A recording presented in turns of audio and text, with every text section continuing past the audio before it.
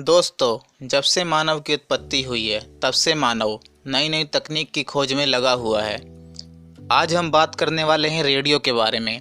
Radio का आविष्कार किसने किया? दोस्तों, आधुनिक युग में रेडियो की लोकप्रियता में थोड़ी कमी तो आई है, लेकिन डिजिटल युग के साथ रेडियो भी डिजिटल हो गया है। यह हमारे मोबाइल फ़ोन, स्मार्ट वॉच, गाड़ी में हम इसका आनंद ले सकते हैं। लेकिन क्या आप जानते हैं रेडियो का आविष्कार किसने किया? वैसे तो रेडियो का आविष्कार एक महावैज्ञानिक गिलेर्मो मार्कोनी ने किया, लेकिन रेडियो को बनाने में कई लोगों का योगदान रहा है। सबसे पहले सन 1864 में एक ब्रिटिश वैज्ञानिक जेम्स क्लर्क मैक्सवेल ने चुंबकीय तरंगों पर काम करना शुरू किया, लेकिन उनके जाने के बाद उनकी यह खोज अधूरी रह गई। इसके बाद इस कार्य में सहयोग दिया एक ब्रिटिश वैज्ञानिक ओलिवर हेविसाइड ने। उन्होंने इस खोज को आगे बढ़ाया, लेकिन वह भी इस कार्य में सफल ना हो सके। सन 1886 में हेनरी हर्ट्ज नामक वैज्ञानिक ने इनकी खोज को जारी रखा। उन्होंने चुंबकीय तरंगों पर काम किया और चुंबकीय तरंगों की पुष्टि भी की।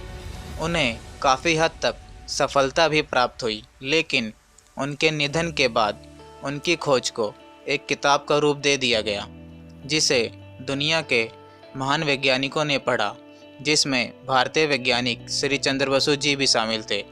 इस किताब ने चंद्र बसु जी को इतना प्रभावित किया कि वह भी इस पर काम करने लगे। कुछ लेखकों का मानना है कि रेडियो का आविष्कार श्री चंद्र बसु जी ने किया। उन्होंने एक वैज्ञानिक प्रदर्शनी के दौरान रेडियो तरंगों से दूर रखी एक घंटी बजा के दिखाई, जिसको देखने के बाद सब लोग हैरान हो गए। चंद्र बसु जी की इस सफल कोशिश के बाद गिलेर्मो मार्कोनी नाम के एक वैज्ञानिक ने इनकी खोज को पूरा किया।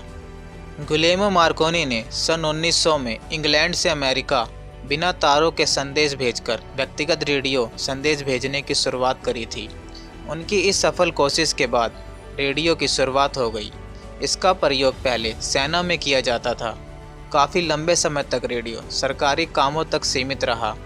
इसके बाद सन 1906 में रेडियो का प्रसारण अटलांटिक महासागर में जहाज़ों पर बैठे लोगों को सुनाया गया। भारत में रेडियो की शुरुआत 1920 के दशक में हुई और 1927 तक भारत में भी ढेरों रेडियो क्लबों की स्थापना हो गई थी। सन 1936 में भारत में सरकारी एम्पीरियल रेडियो ऑफ इंडिया की शुरुआत हुई, जो आज़ादी के बाद ऑल इंडिया रेडियो या आकाशवाणी बन गया था। इसके बाद से अब तक रेडियो हमारे जीवन का हिस्सा बना हुआ है।